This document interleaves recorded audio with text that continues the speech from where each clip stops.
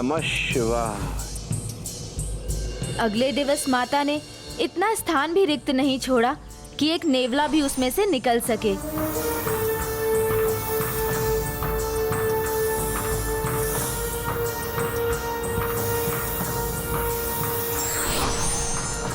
ओम नमः शिवाय।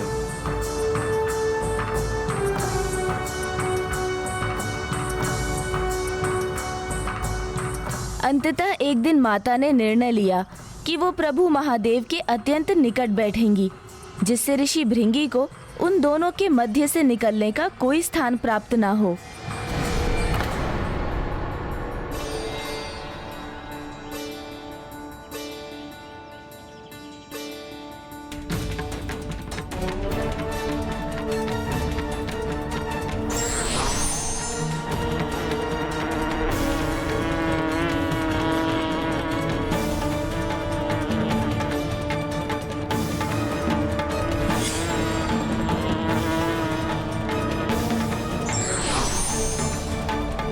प्रभु भक्ति का ये अर्थ नहीं कि भक्त उनके अर्ध भाग को ही स्वीकार करे।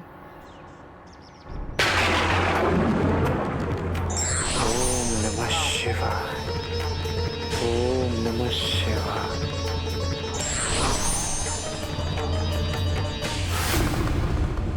आपके क्रोध का कारण मुझे ज्ञात है प्रिय।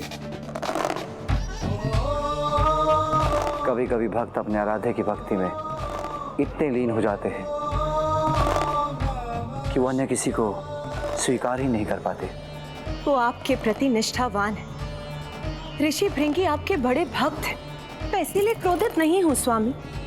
मेरे दुख का कारण है कि आपके भक्त होने पर भी वो आपकी अर्धांगिनी का तिरस्कार क्यों कर रहे हैं स्वामी?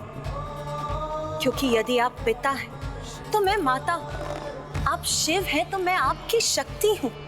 फिर आपके भक्त का ये कैसा हठ है? प्रिय, ऋषि भृंगी सत्य को भूल रहे हैं कि आपके बिना मैं अपूर्ण हूं, इसलिए वो मेरे अर्ध रूप की ही भक्ति कर रहे हैं। किंतु अब समय आ गया है कि इस भक्त को ज्ञात हो जाए कि मेरे प्रति उसकी भक्ति अधूरी ही है। प्रिय, जग को सीख देने के लिए हमें एक ऐसा मार्ग अपनाना होगा जहां हम दो न होकर एक हों। ऐसा तालमेल का उदाहरण प्रस्तुत करें जिससे उच्च स्तर के जीवन के लिए समझौता करना सीख सके। पिताश्री और माँ दोनों एक समझौते के अनुसार कार्य करने के लिए तैयार थे। कैसा कैसा समझौता गणेश? ऐसा समझौता जिसके अनुसार वो दोनों ऋषि भृंगी के साथ साथ संपूर्ण जगत को एक अत्यंत महत्वपूर्ण सीख देने वाले थे।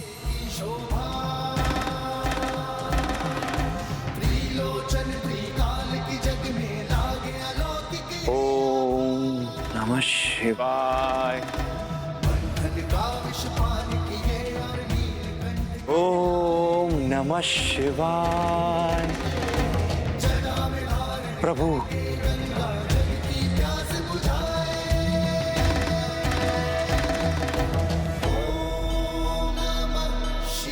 ओम नमः शिवाय।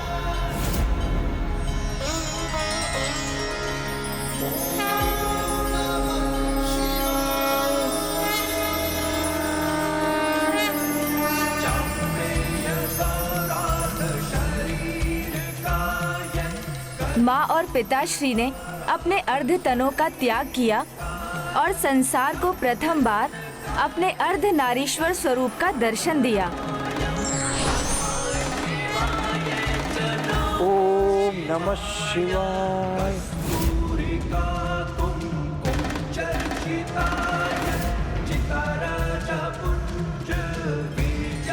ओम नमः शिवाय। ओम नमः शिवाय।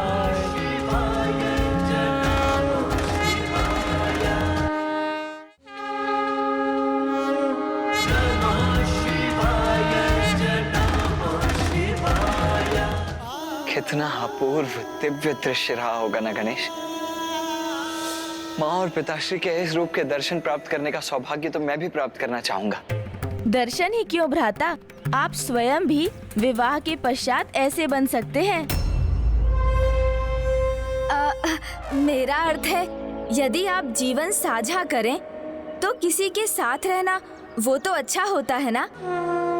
हम भले ही कितने ही सामर्थ्यवान क्यों ना हो, किंतु कभी कभी किसी और का हमारे जीवन में होना हमें और भी आगे जाने के लिए उत्साहित करता है, हमें निखार कर हमारे श्रेष्ठतम स्वरूप को बाहर लाता है। जैसे माँ और पिताश्री का ये महान महिमामयी अर्धनारीश्वर स्वरूप। जैसे मोती धागे के साथ मिलकर माला बनते हैं और पूर्ण आकार लेते हैं, वैसे ही एक पति और पत्नी एक दूसरे के साथ एकीकार होकर एक दूसरे से अभिन्न हो जाते हैं। इसलिए ऐसा दृढ़ और अटूट संबंध स्थापित करते हैं जो एकमात्र विवाह में ही स्थापित हो सकता है। फिर तो श्री अर्धनारीश्वर के रूप के दर्शन पाकर ऋषि भृंगी भी समझ गए होंगे कि पति पत्नी एक दूसरे से विलग होकर भी एक दूसरे के भाग होते। नहीं भ्राता, ऋषि भृंगी तो अभी भी ये समझने में असमर्थ थे, क्योंकि उनका अर्थ ज्ञान और उनका हट अभी भी उन पर हावी था। प्रभु और माता के दिव्य अर्धनारीश्वर स्वरूप के दर्शन पाकर भी ऋषि भृंगी ने माता को देखकर भी अनदेखा ही किया और मात्र पिताश्री की प्रदक्षिणा करने के लिए एक मूषक का रूप धारण कर वो उन दोनों के मध्य कुतर कर मार्ग बनाने वाले थे। शिवाय।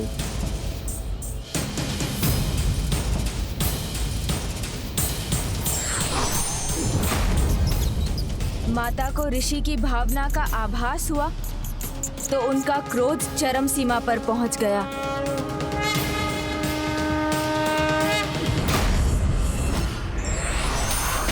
रुकिए।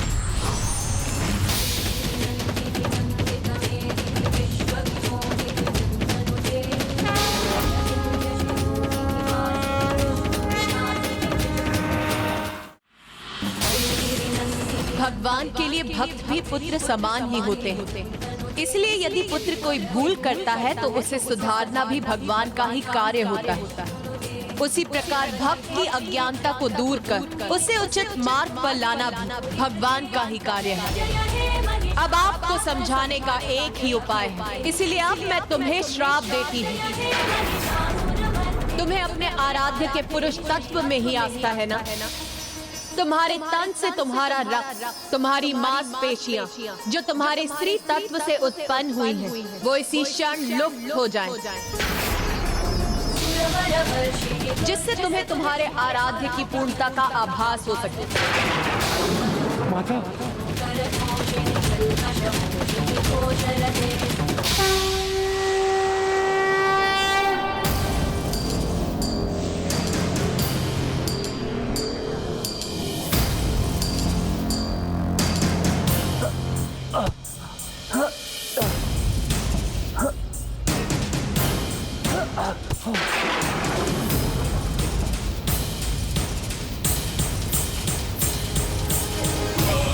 सर्वभूतेषु शक्तिरूपेण समस्तु नमस्तस्यै नमस्तस्यै नमस्तस्यै नमो नमः।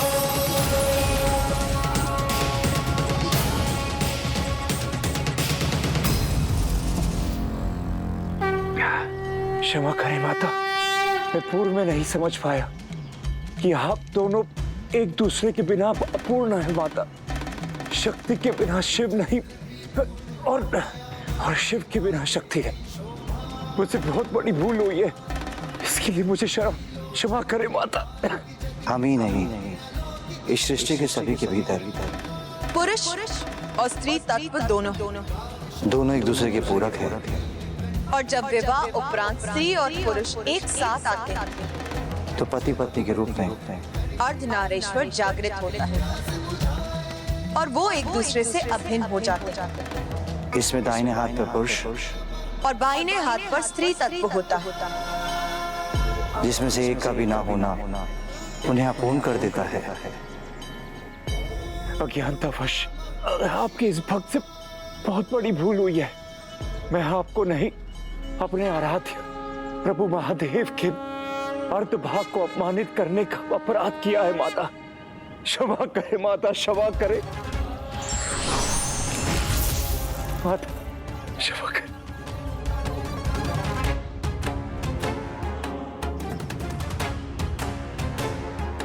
तुमने ये सत्य समझने में बहुत विलंब कर दिया, इसीलिए अब मैं चाहकर अपने श्राप को नहीं लौटा सकता, अपने श्राप को नहीं लौटा सकता।